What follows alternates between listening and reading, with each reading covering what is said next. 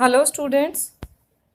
तो आज हम इस वीडियो में डिस्कस करेंगे नेक्स्ट कॉम्प्लेक्स परमानेंट टिश्यू यानी कि वस्कुलर बंडल का next tissue that is phloem. हमने जाइलम जो कि वाटर कंडक्टिंग टिश्यू था उसको डिस्कस कर लिया था, उसकी प्रॉपर्टीज़ को, उसके फंक्शंस को, उसके कैरेक्टरिस्टिक्स को हमने डिस्कस कर लिया था विद डायग्राम। आज हम बात करेंगे phloem, the another one complex permanent tissue. Again, it is known as complex because of the number of the different type of cells present in it which work together to perform a similar function. So phloem tissue, that is also known as bast fiber, bast tissue. ठीक है, अब बात करते हैं phloem के characteristics की।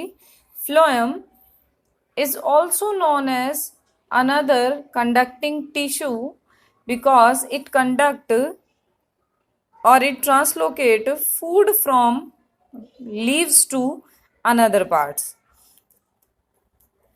सो it is also known as food conducting tissue, and as comparison to xylem its flow is bidirectional. इसकी movement जो है फूड कंडक्शन की वो बाई डायरेक्शनल है। आपने पढ़ा था जाइलम में उसका फ्लो यूनिडायरेक्शनल था।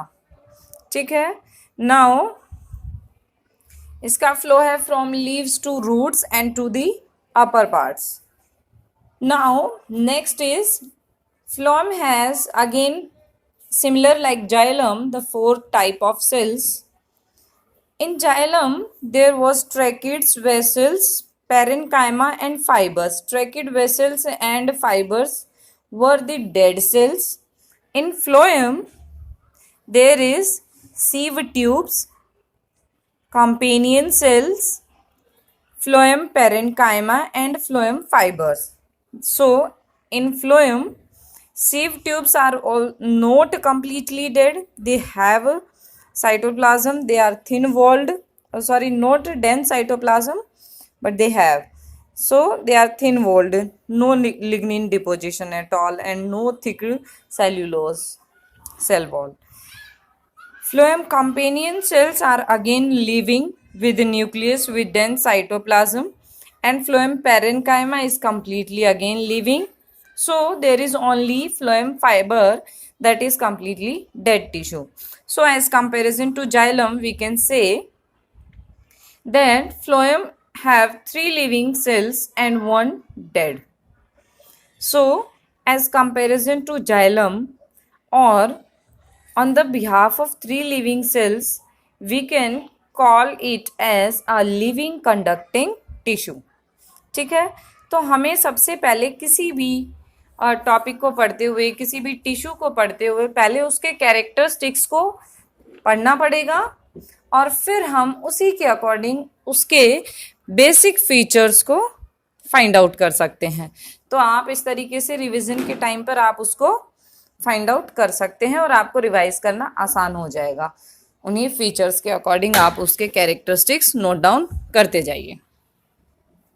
So let's begin with the first phloem cell, that is sieve tubes.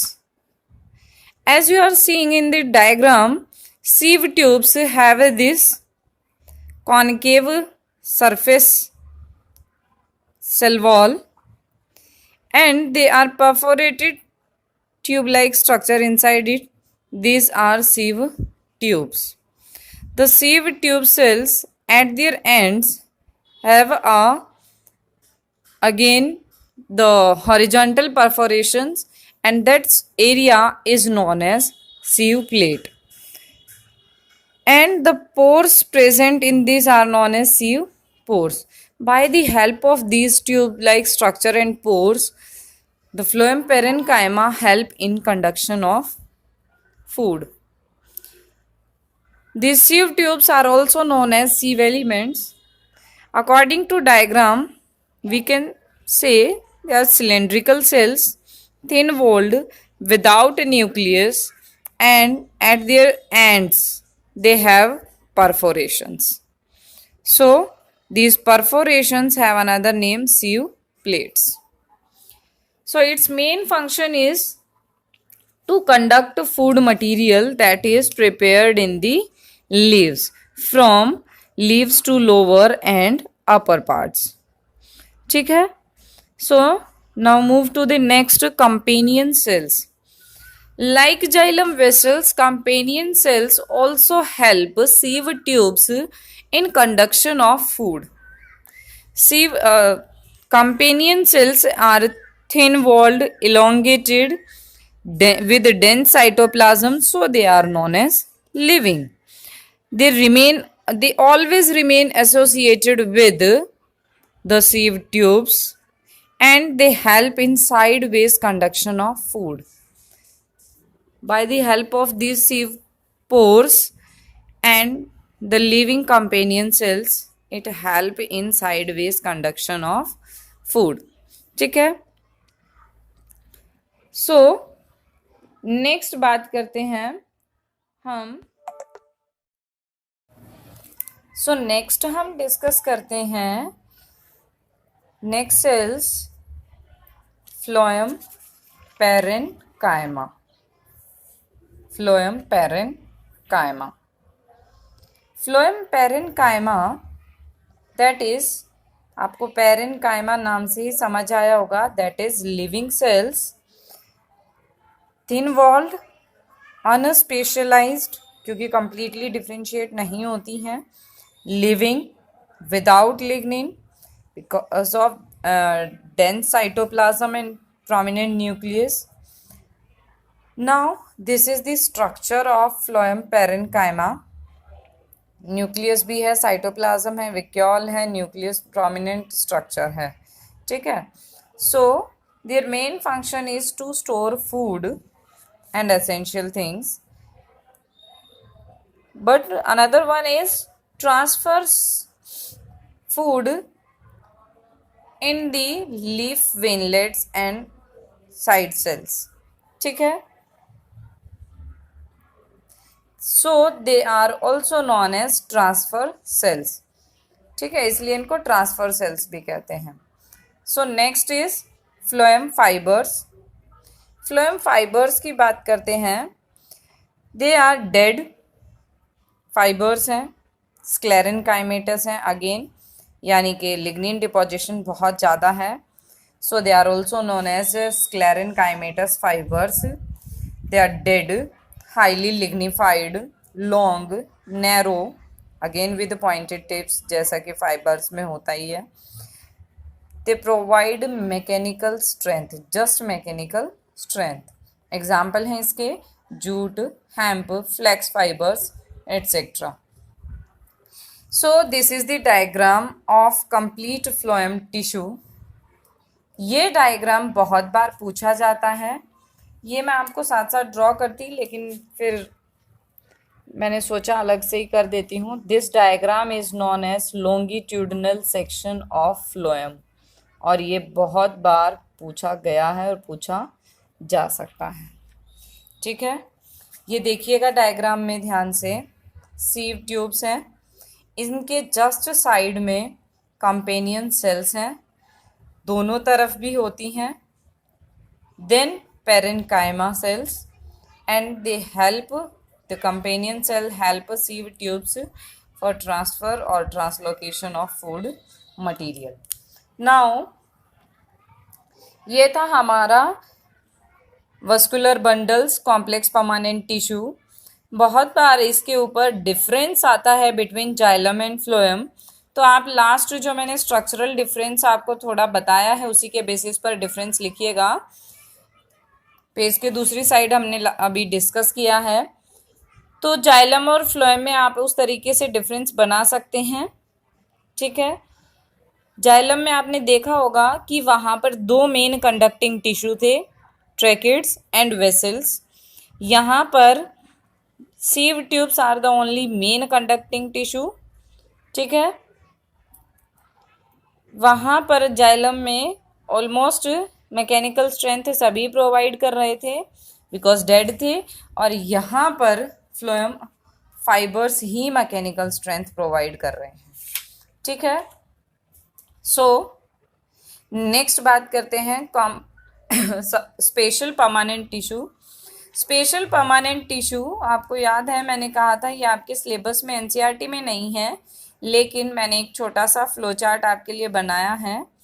ठीक, स्पेशल परमानेंट टिश्यू को स्पेशल इसलिए कहते हैं because it's main function is just for secretion and excretion of the products.